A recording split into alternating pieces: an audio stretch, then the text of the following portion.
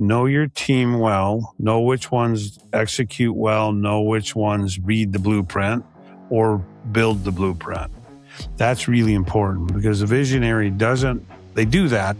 They just don't do it really well after a certain level. Somebody else has to fill that spot.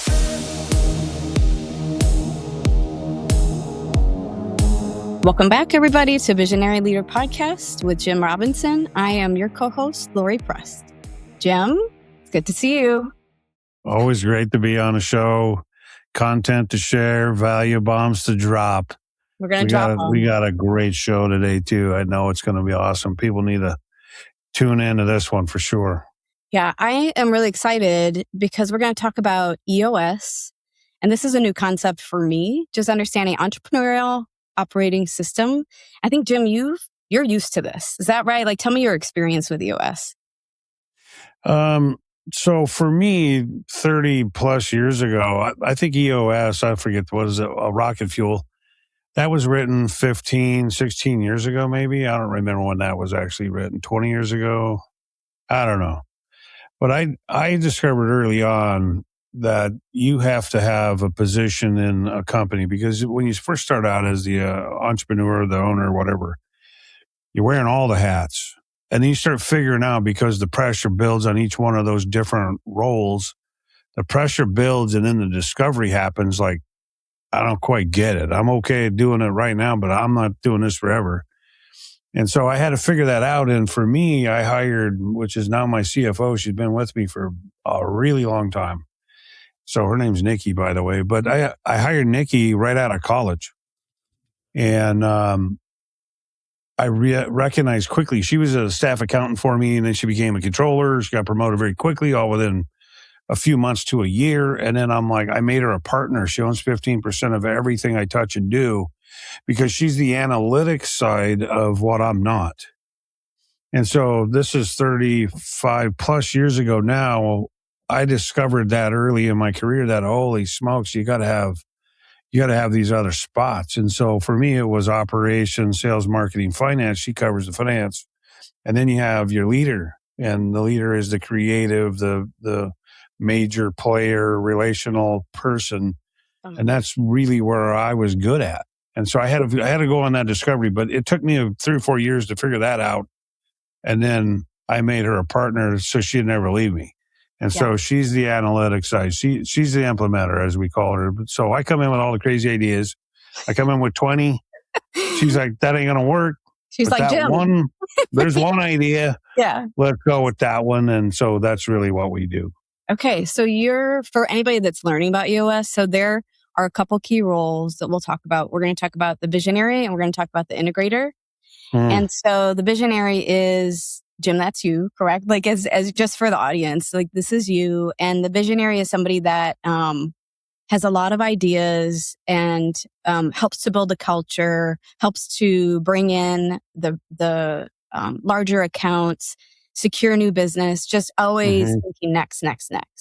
Yeah. And now, would you say that your CFO is your integrator? So the integrator, let me share a little bit about the integrator. So there's somebody who is very detailed. This is my understanding, and I'm also just got the Rocket Fuel book. So for anybody out there, just digging into Rocket Fuel for myself. And so a little beep, little bit of pointers for the Rocket Fuel guys. Yeah. What's his name? Wigman? Yeah. Yes. His name is Gino. Yep. I got to look that guy up. Yeah. Wickman. I forget his name. Yeah. And so somebody who's an integrator is somebody who's very detailed, focused on execution, accountability, operations, how we're going to run. And you think that you secured that, you said 15 years ago? Is that right? She's been 35 years ago for me. It was, I had to figure that early because for me, that was painful to try to come up with all the rules of how to do stuff. Like I come up with the do stuff part. And I am a visionary. Look, I can tell the story. I can bring you to that spot. I can get you really interested, as I've done with my team over the years. And for me, I always describe it as I can paint the Mona Lisa versus the old Kmart paper poster. The $2 version or the $1 million version, I can paint the $1 million version. And so it's really get the team interested, but you got to show what that vision looks like. Where are we going? And the integrator or the implementer isn't that person. They're not the storyteller. They're going to execute. They're going to say, here's a bunch of rules that we can follow. We follow these rules, we'll be able to get to this point. That's really what I had to discover. But you get in enough pain early on in building business, you figure out which roles you need quickly. So you talk about the pain, Jim. Do you think you were trying to fill multiple hats? So was that the scenario? Like, tell me about the scenario back 30 plus years. What was it that you were like, I need someone with different skills. I need somebody else. So for me, just starting out very early, I always recognized that I had a certain set of skills. I didn't so much know everyone else didn't have my skills. And so for me, I'm like, everybody just knows what I know. This is kind of weird. Well, why'd you just say that? That wouldn't be something I would say. And so I had to go on a discovery in business. Keep in mind, I'm 60. I started business at 19 years old. 19. I look at 19-year-olds today, good Lord, they wouldn't have a clue. But so I started, and I really did see it as everybody had my same strength. And so the competitive edge was I just had to be better at being a version of me. It wasn't accurate. And so the accurate part of that was I had to find my weaknesses. I had to discover those. And as soon as I did, then I'm like, wow, that's who I got to hire. I got to hire somebody to fill in those other parts. Okay. And to start eliminating the pain and be able to get better at business, I had to figure that out. But that, I'm telling you, was 35, 37 years ago. Wow. So the VI duo is what Rocket Fuel talks about, like what the EOS system talks about. It's this duo that so I'm learning a little bit about not every business needs this, but most really should think about it and consider having it. And so why do you think for the visionaries listening, they might feel pressure to do all the things? Why do you think there's that pressure for them? Yeah, there is pressure because one, creative minds tend to be possessive of what they create. And so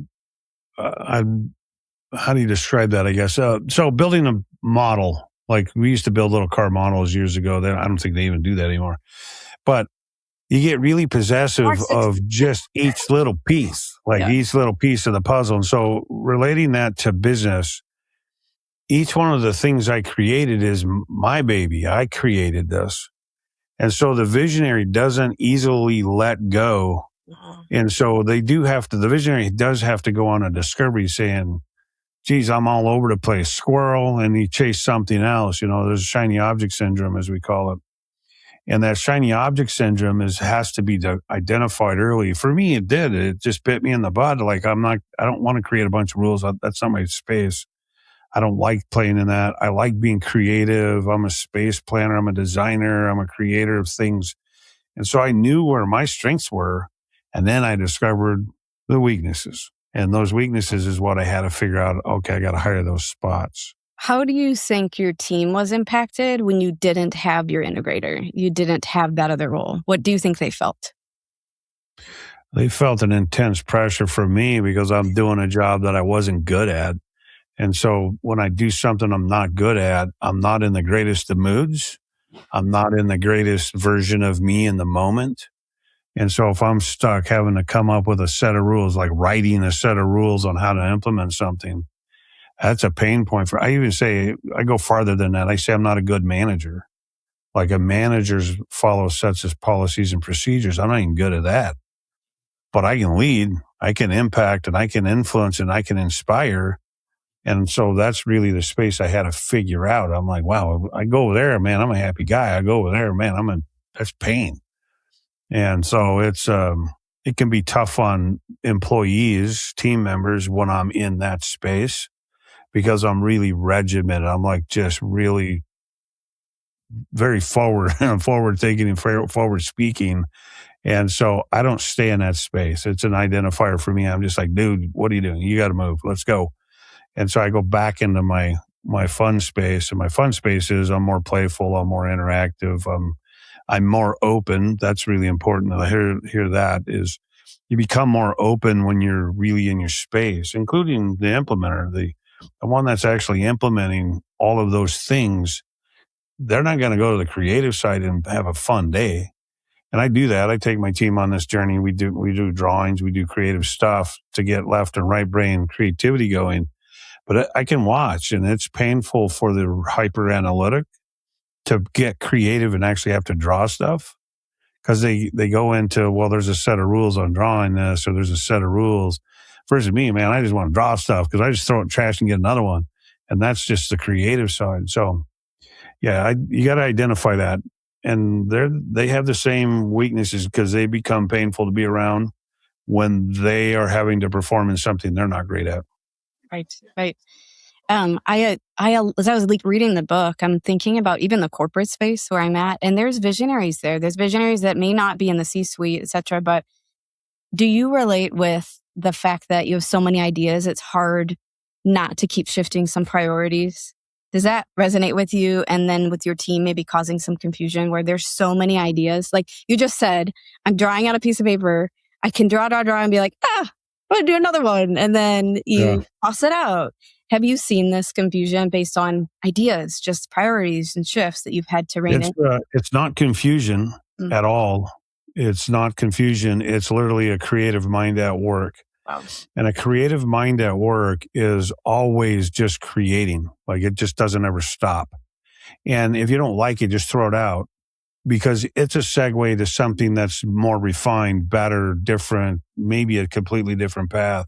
So none of it's in error. None of it's in mistake. It's all just part of the journey and the process. Much like if you get a bean counter, the accountant or whoever is on the team that's hyper analytic, if they make a mistake, good Lord, they're going to 12-hour shifts. They're going to go find the penny that got stuck in some column somewhere. They get hyper focused on that piece. It's not an error. It's an opportunity. And they see all this other stuff on their journey. They're not going to go create space. They're not coloring. They're not, marking things. That's not their world. So it's not an error. Per se, it's an opportunity. All things are those opportunities. One thing I love about this is such different people and strengths. When I started learning about this, I thought, oh my goodness, there is a place for each of our strengths. And you said you learned yours early on. That's gold. When you start working in your strengths, you're flying. Yeah. I don't have statistics in front of me, but you might remember some of them in the book, but just how some companies flourished when they got the right VI duo. And there isn't always a right VI duo. You might have the wrong combo that just is not clicking. But I just love the appreciation for the person that needs to know what the lines are and get into the details and really keep us organized. And then the visionaries that are telling us where we need to go. Yeah, for like the new guys starting out, the new gal starting a new business, you're going to wear all those hats. And so you have to learn a discipline. One thing about being entrepreneurial is you have the ability to tap into all of those different categories. You got to go sell. You got to go interact. You got to tell stories. You got to influence. You got to impact. You got to be able to run your own beans. You got to be able to count the numbers, get them on paper. You got to write checks. You got to pay the bill. You got to do all that stuff. And then you start to get some traction. There's a book called Traction, but you get some traction, and then you hire for whatever that one spot is that's demanding most of your time and you're not good at. And so if you're growing a new business, a new profession, and you find that spot, that's the one you hire first. And you can outsource that. You can do a fractional person. You can, outsource. You get them 20 hours a week. There's ways to do this to alleviate some of the frustration and pain, not only for yourself, but what you're inflicting on somebody else because you're performing in an area that's not good for you.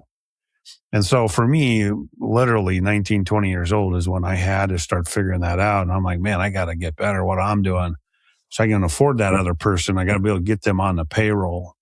And so that is a journey. New businesses have to figure that out. But entrepreneurs by nature, we multitask. If you're entrepreneurial, you're doing all these things anyways, including the creative, the build-up, the relations. And some of it's just a pain point, but you just got to figure out, okay, it's 6 months, it's 1 year, it's whatever. But you got to know what that time looks like. And then fill or put somebody in a role, and that frees you to start giving more time to those other areas. So, Jim, with someone new, like you, or they've been in a business a little bit and they're starting to feel the pain that we just talked about for the visionary, how do they let go of an area and give decisions and autonomy to somebody else? So they decide, I need an integrator. I found it. How do you do that? So help somebody listening that needs to do this figure out actually how you do it. Lots of narcotics and whiskey will help. No, I'm kidding. I'm kidding. Good Lord, you people settle down. You really do got to get focused on the letting go part. And it is incredibly difficult to do that because when it's your baby, you created the monster that you're now managing or leading. It's letting go of pieces incrementally is the toughest thing. I'll give you a real example.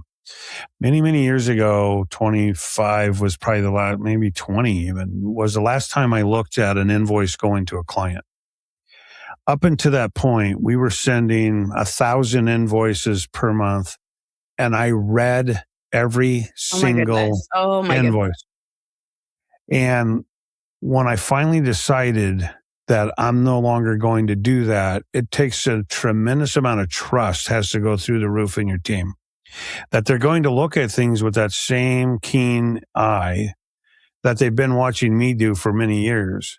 And so I had to let that go because it was taking an inordinate amount of time. Now we're thousands of invoices. There's absolutely no way we could have ever grown past that point. So you have to find a way to let go of some of those little remedial tasks and trust people. We put numbers to this actually. We say if there's somebody 80% as good as you, they get the job.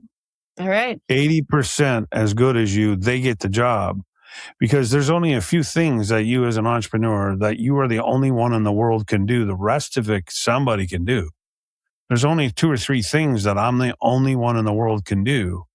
The rest of that stuff, it has to go somewhere. And so learning to let some of that stuff go, it's a bear. It is not to be taken lightly.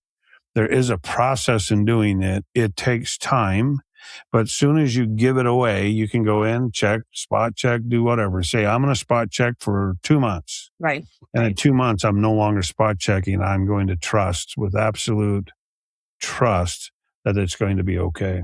So you have to do it incrementally. I haven't written a check from the company in 25 years. I haven't looked at an invoice in 20 years. I review proposals randomly. But we estimate in the millions, $20-40 million in estimates per year. I probably review some of the biggest ones, which would probably be 5 or 6 million a year now. The rest of them, I trust my team to do their jobs.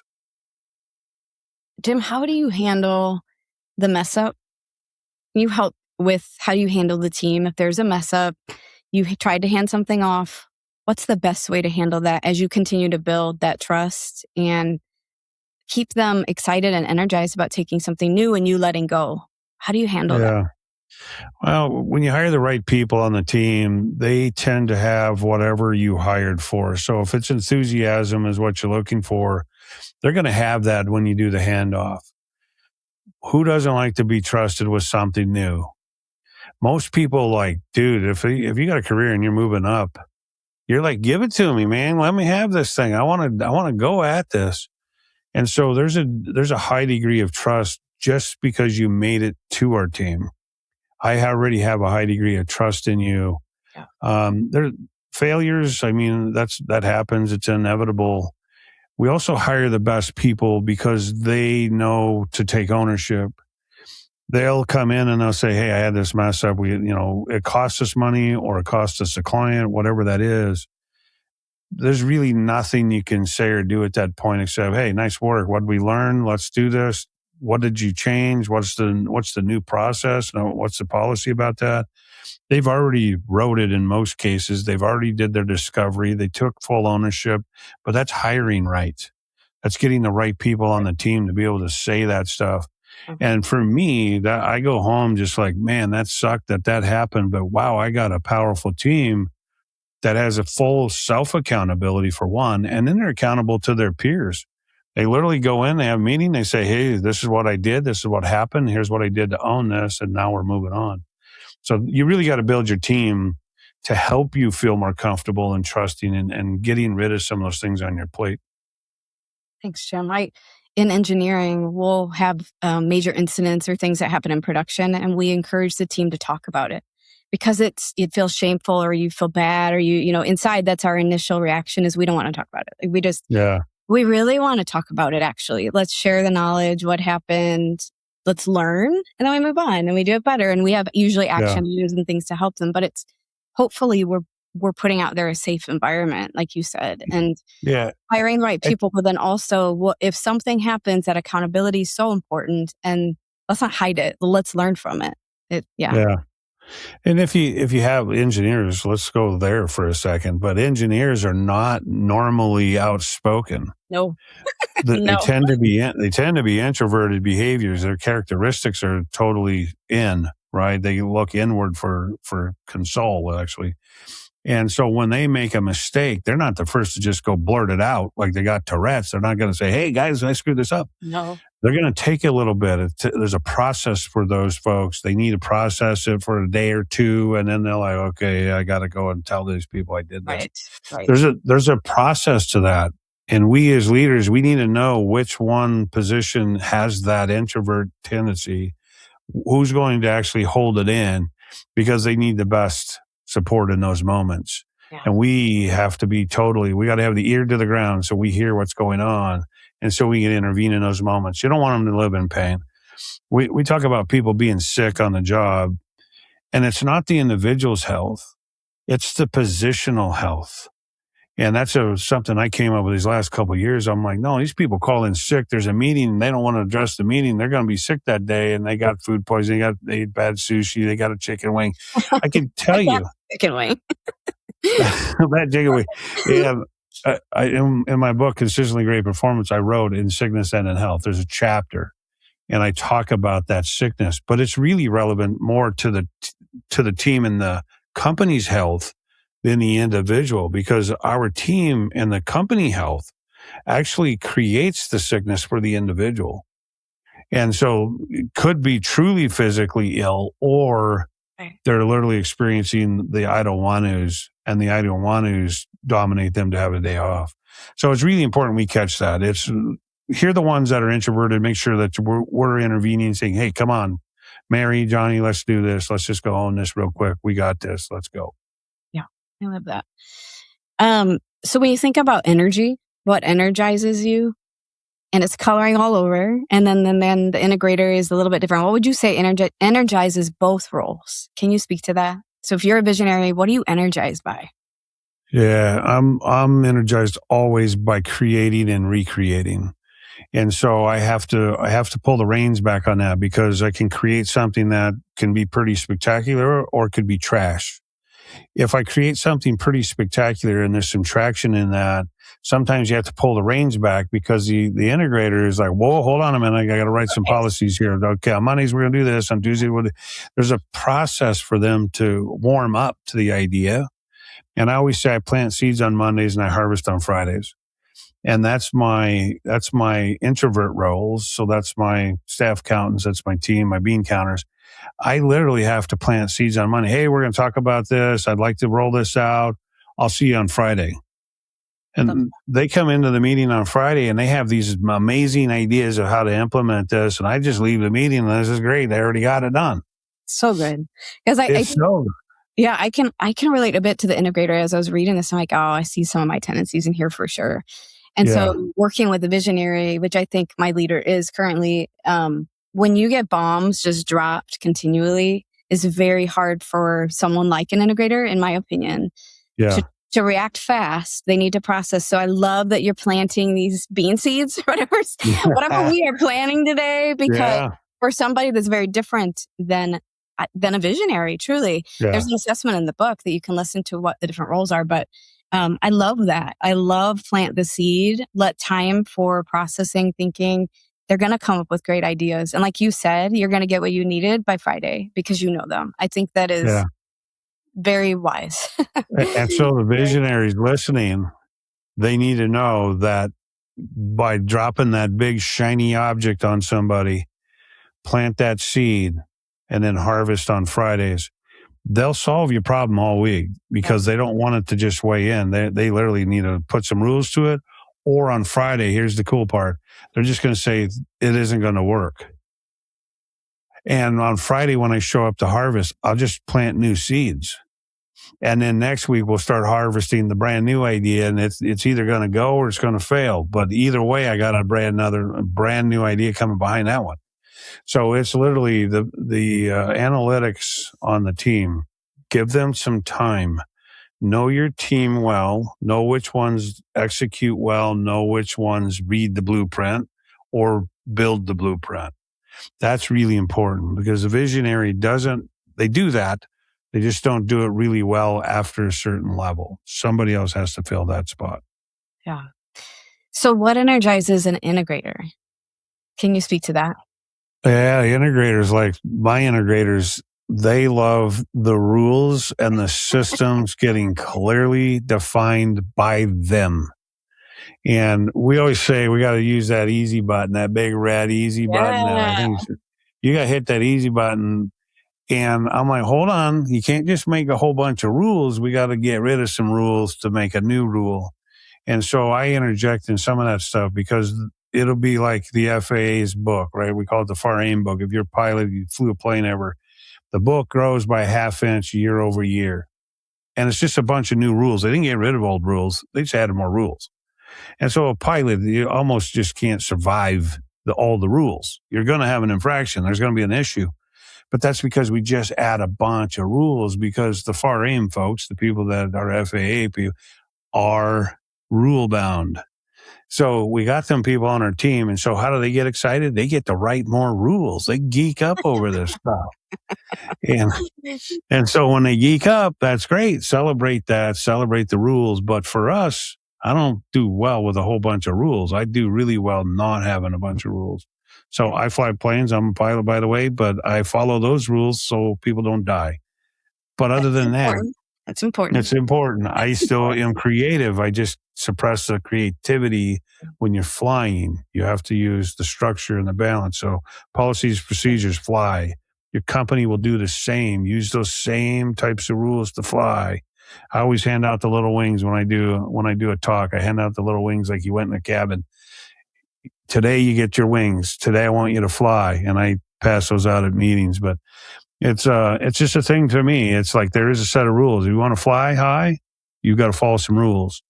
If you just want to create, stay on the ground because that's where you can really get creative. Right. Well, this has been an amazing episode. Jim, what would you say as we close today to our listeners? Well, define your positions in your business. Define what positions you need to get rid of. If you're doing multiple hats, which hat needs to be taken off? Which one can you dole out? If you're just a small business and you're starting to do this, give away the small things first. Trust and let them fail because that's going to earn better trust from you. They just need to know that it's okay to own the fail. Don't give the whole farm away right out of you won't sleep. You won't be able to sleep. Either. By the way, they won't either because they're going to be sleeping. stressed. Because they know that creative one is figuring out the most creative way to kill them. Yes. And so it's literally, you got to make sure you're doling things out. Steve Covey Jr. wrote Speed of Trust. That's a great book, by the way. You read his book. But Speed of Trust, it's literally, you got to trust people on your team or they feel that and they're the ones that are going to have chicken poisoning on Mondays. You got to trust them.